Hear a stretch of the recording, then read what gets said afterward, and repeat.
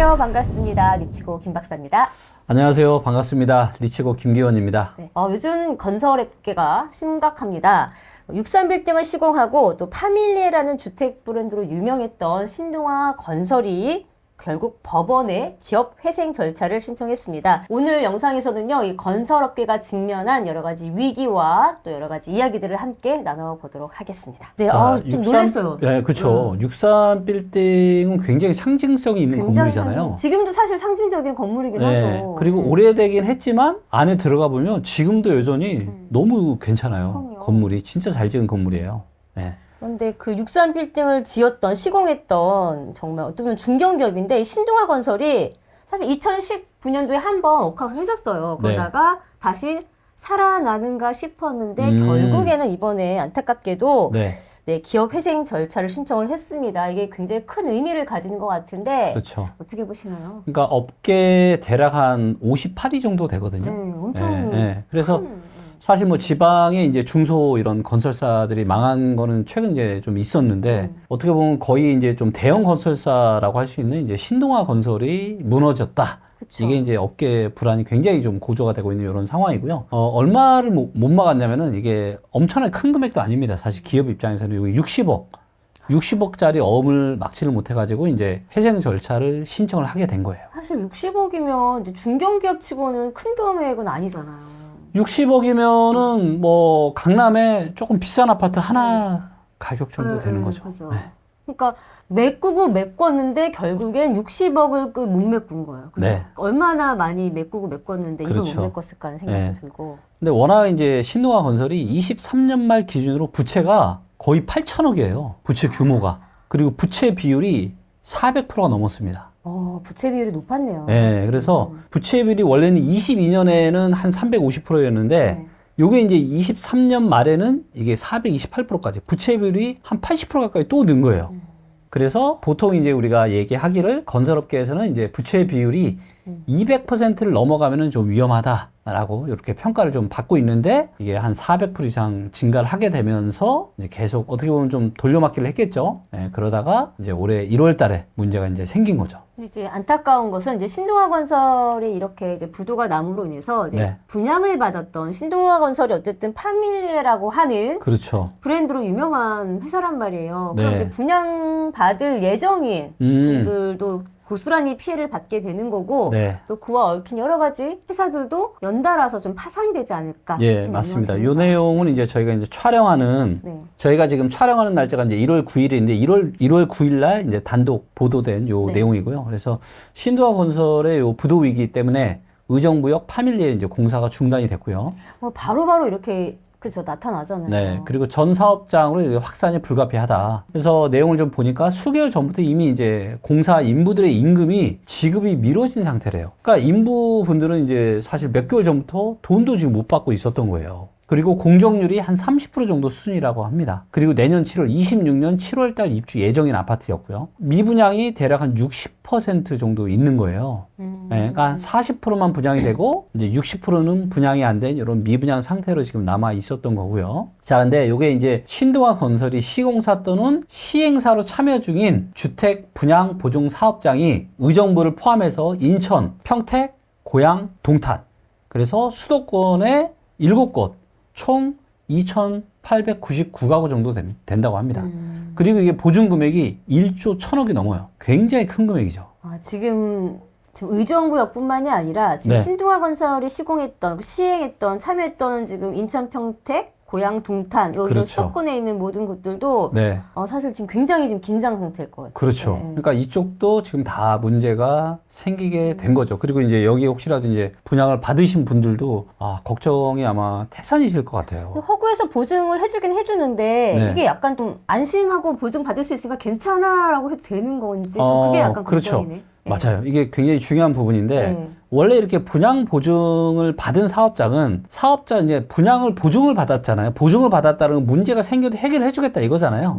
그래서 이제 사업자가 부도나 파산 등으로 공사를 마치지 못할 경우에는 허그가 계약금과 중도금 등을 대신 지급하거나 시공사를 공사하는 시공사를 교체해서 공사를 마치게 됩니다. 그런데 이런 과정에서 공사 기간이 예를 들면 의정부 같은 경우는 내년 7월이었는데 예상보다 훨씬 더 늦어질 수 있겠죠. 그렇죠. 그렇죠. 왜냐하면 시공사도 또 다시 교체해야 되고 뽑아야 되고 하기 때문에. 자, 그리고 이제 또 뭐가 있냐면은 이 사업장에 허그가 그런 보증 책임이 있는지도 또 허그가 보증 책임이 발생하는지에 대한 여부도 또 따져봐야 됩니다. 그러니까 이게 무조건 뭐 100%가 아니에요. 그리고 다들 아시지만 허그도 지금 굉장히 힘든 상황이잖아요. 엄청난 지금 적자잖아요. 예, 그렇기 때문에 제가 보기엔 이게 좀 여러 가지 진짜 좀 여기 이제 기사 내용을 보시면 허그 보증 대상인지는 따져봐야 된다.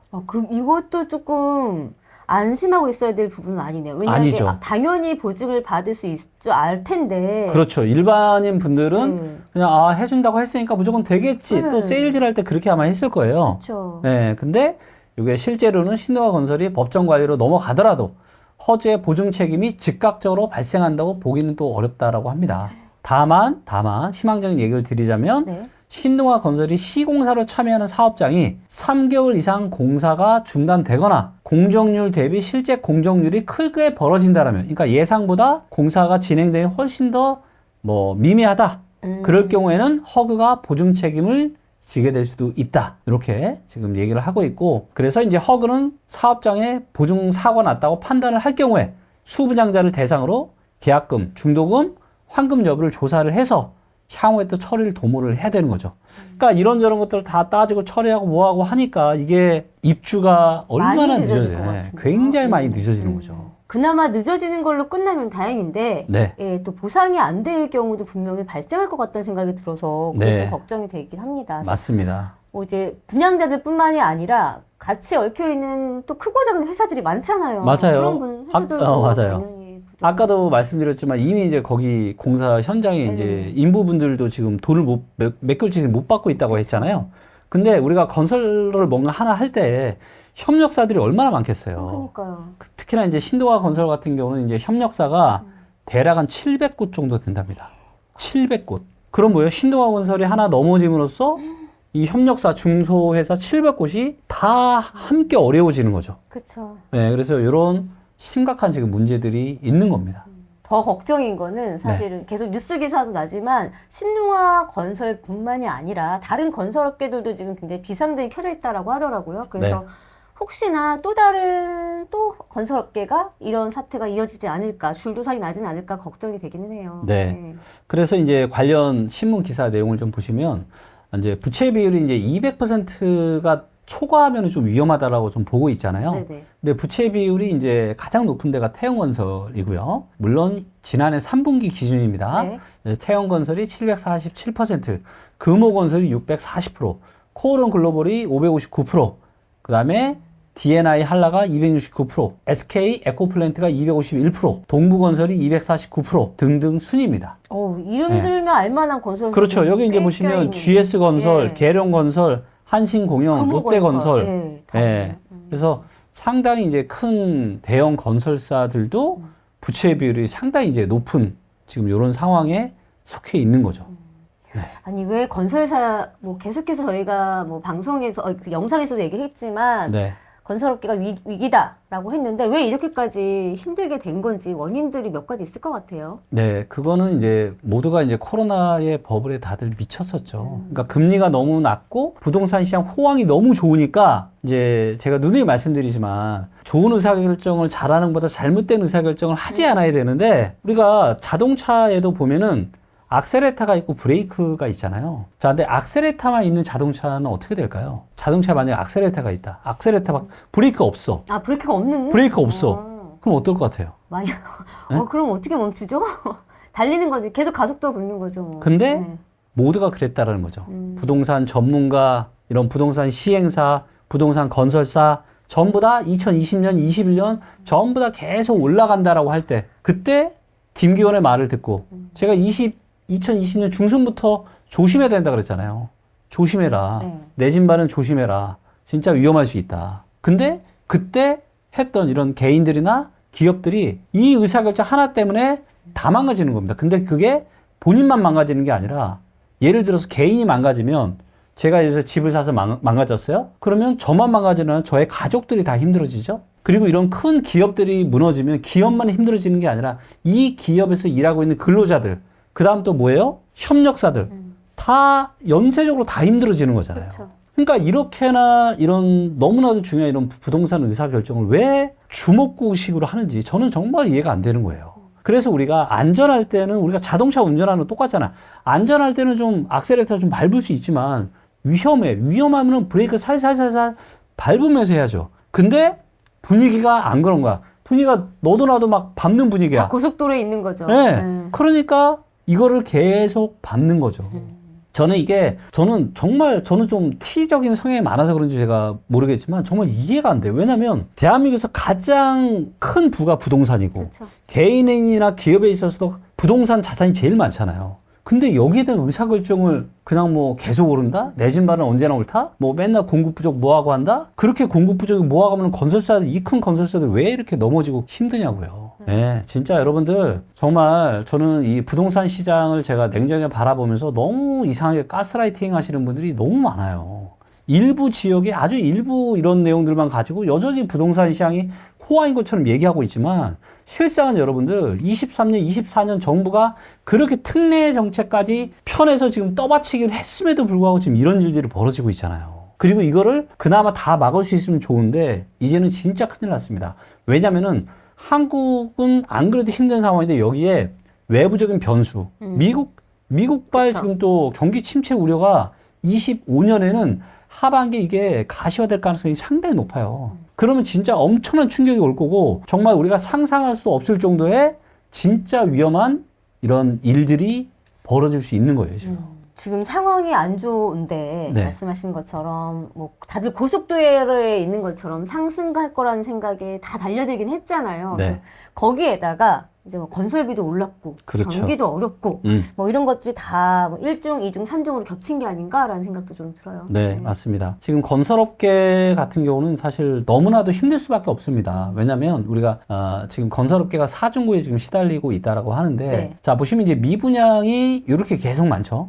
미분양이 줄질 않고 있습니다. 자, 그 다음에 부동산 PF 부실채권 비율도 지금 계속 늘어나고 있죠. 그 다음에 건설 공사비 지수는 또 계속 올라가고 있죠. 그러니까 원가가 계속 올라가는 거예요. 근데 팔리지 않는 아파트 미분양은 많고, 그 다음에 부실채권도 많아지고 있고. 근데 여기에 영업이라도 잘 돼서 수주가 막 팍팍팍 늘어나면은 그래도 어떻게 돌려막기라도 할 수 있는데, 자, 이렇게 보시면 건설 수주 데이터 보시면 지금 어때요? 건설 수주가 22년 고점 치고 계속 줄고 있죠. 네. 왜? 경기가 안 좋으니까. 그래서 뭐예요, 여러분들? 그래서 공급이 25년이 아니라 26년부터 감소하는 겁니다. 그리고 특히 어디요? 경기가 안 좋은 지방. 이거는 자연스러운 거예요. 보통 부동산 시장이 큰 충격을 받잖아요? 그러면 3년 뒤부터 공급이 줄어듭니다.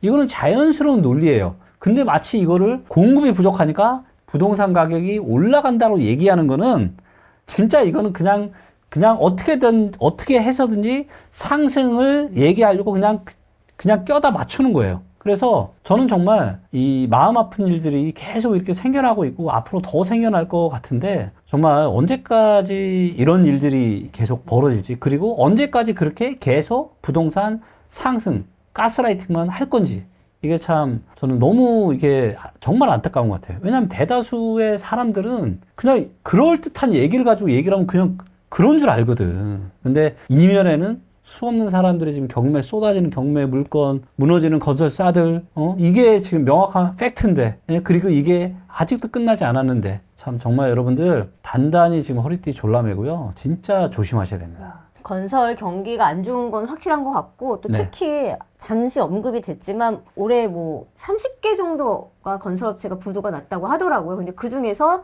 대부분이 지방에 소속된 건설업체다 보니까 네. 무엇보다도 좀 지방 쪽이 더 위급한 상황은 아닌가라는 생각이 드는데 네. 대표님이 보시기에 네. 지방 유명하잖아요. 근데 지방- 앞으로의 부동산 시장이 좀 살아날 수 있는 희망은 있다라고 보시는지 그것도 좀 아, 궁금해요. 그럼요. 예. 네, 지방의 대반전이 이제 25년부터 시작이 될 겁니다.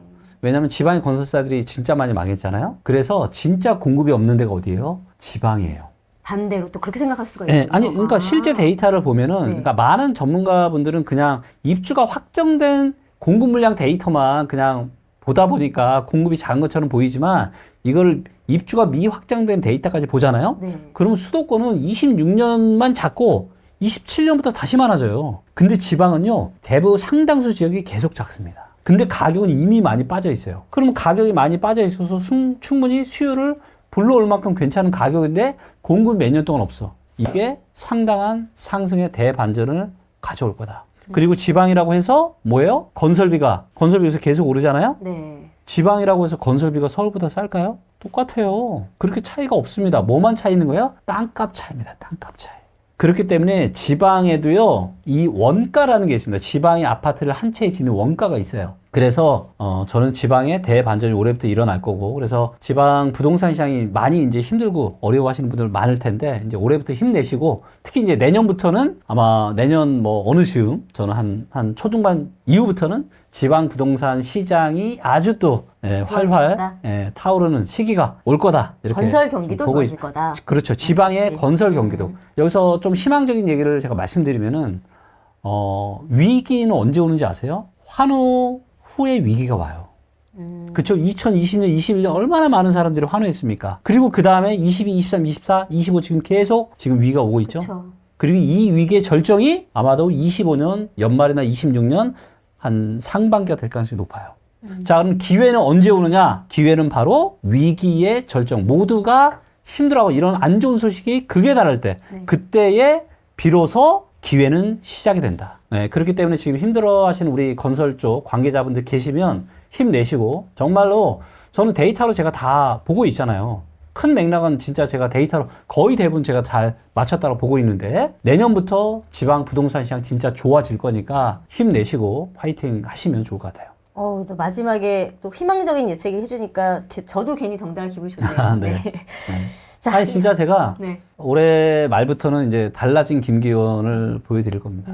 이제는 뭐 하락력이 이제 그만하고 위험하다 이런 얘기 그만하고, 기회를 제가 엄청나게 얘기를 할 텐데, 너무나도 안타까운 거는 이제 제가 그런 얘기를 할 때는 시장이 정말 안 좋을 거라는 거예요. 하지만 어쩔 수 없어요. 항상 그런 또 큰 또 대세 상승장은 모두가 또 힘들어하는 시기에 또 그쵸. 태어나는 거니까. 조금만 버티면 기회가 찾아올 수 있는. 그래서 아예 여기다 제가 상승 김기현 뭐 이렇게 붙이고 다녀야 되겠어요, 이제. 올해 말부터. 네. 알겠습니다. 네. 네, 신동아 건설의 사례에서 볼 수 있듯이 이 현재 좀 건설 업계가 직면한 위기는 좀 심각한 건 맞는 것 같은데요. 대표님 말씀해 주신 것처럼 이제 그 위기만 좀 잘 극복하면 분명히 기회로 만들 수 있는 철의 찬스가 오지 않을까 싶습니다. 자, 오늘 영상 도움이 되셨다면 좋아요, 댓글, 구독 함께 해주시기 바랍니다. 감사합니다.